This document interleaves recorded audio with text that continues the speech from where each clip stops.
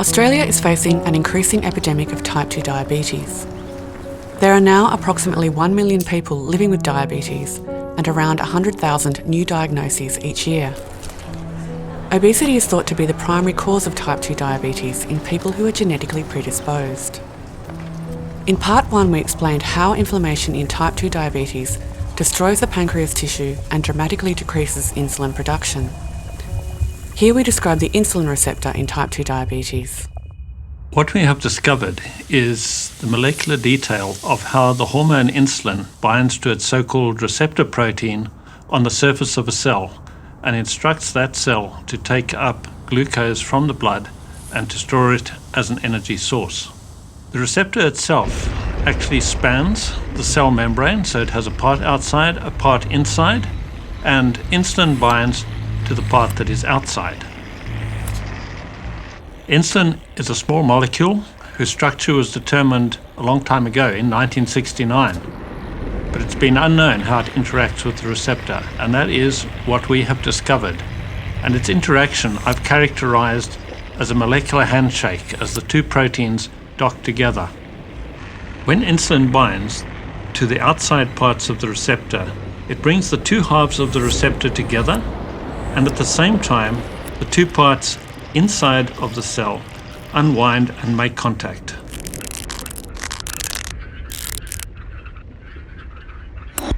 These two proteins then activate each other.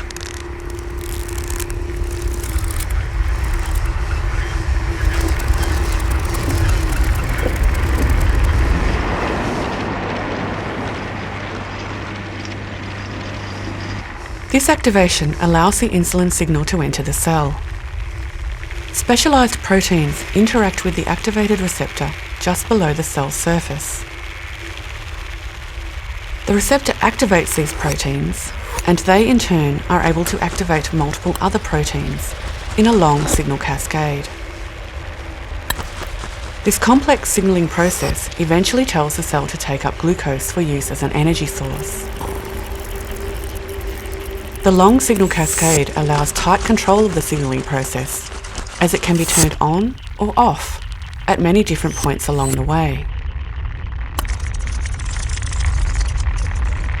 In type 2 diabetes, we believe insulin binds to its receptor normally, but the signal is not sent into the cell and the signal cascade does not develop.